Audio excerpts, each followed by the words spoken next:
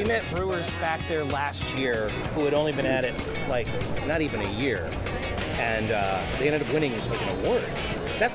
What does it mean to a brewery when they win an award at the Barrel Aged Beer Festival? I mean, it's gonna be a game changer, right? Well, it's funny that you brought that up, because I had been thinking about this, and I mentioned it in an interview I did a couple weeks ago as well, in that I knew the festival had arrived.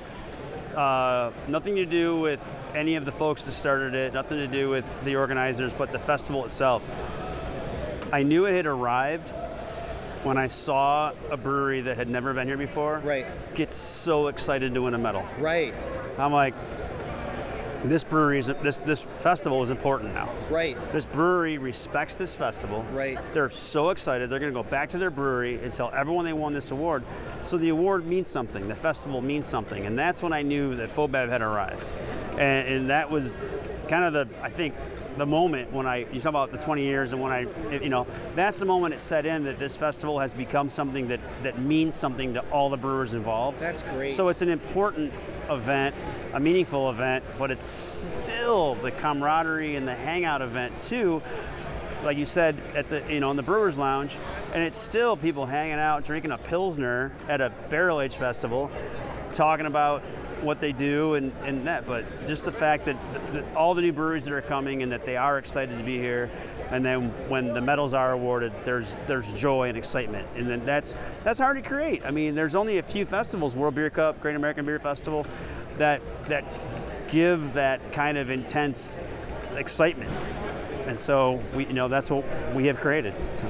This beer festival is like no other in terms of the fact that it's all barrel and wood-aged beers. It's also like no other in that, and I suppose it's absolutely necessary. I mean, this is the 20th one. I've never seen so many water stations at a beer festival before.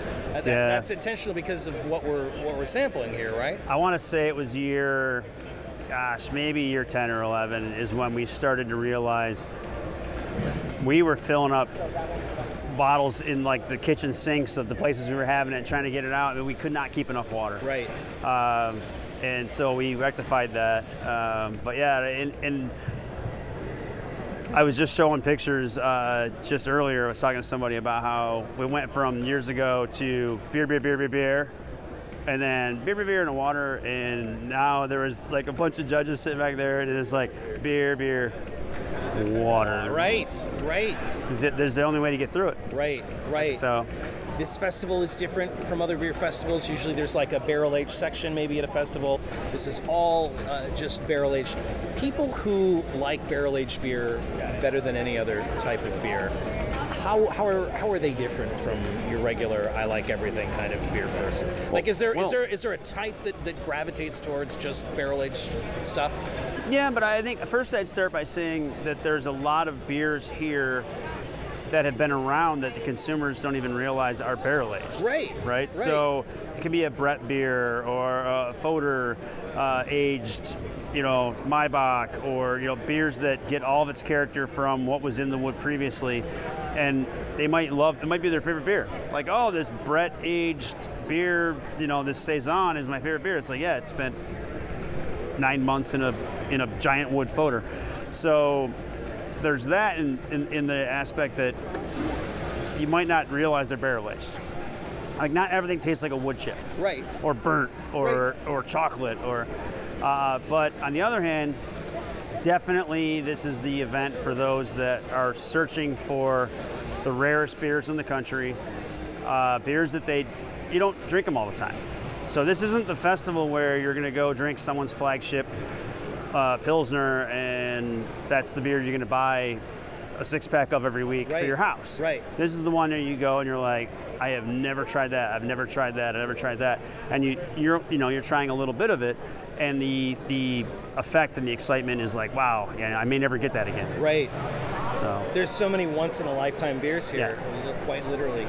Pete, I mean, it was a crazy idea when you came up with it, and now again, the largest, most prestigious festival, and it means so much to the people who make this delicious barrel-aged beer, and so much to all of us who enjoy it. So thanks for being crazy enough to dream it up, man. Yeah, brother. And I just wanted to say really quick before we're done, hopefully you get some B-roll of the all the volunteers. Oh yeah, let's talk about the volunteers. This is all another these green shirts. Yeah. So this is another thing about the festival. When I knew the festival had arrived as a quality festival, is the volunteers. So you can go to a lot of events where the volunteers are like kicking their feet, blah blah blah. The volunteers are so proud to be a volunteer, right? And they're so excited, and they take ownership of the festival. And I've never seen that anywhere. No. And you can talk to any volunteer, and they will be so energetic and so excited to be here, and they are just so proud to say, I volunteered at FoBAB. And that's pretty cool. Pete Crowley is the father of the Festival of Barrel-Aged Beers. One of plenty of help. I had lots of help. One of the fathers. It was, thank you. It was I a appreciate group effort, and some others in there as well. It was a big group of them to put together, and we're so glad you did. Thanks so much. Yeah, I appreciate it, brother. Man. Together. All right, cheers. Yeah, cheers. Let's drink some beer. Yeah, let's do that. I like the lady.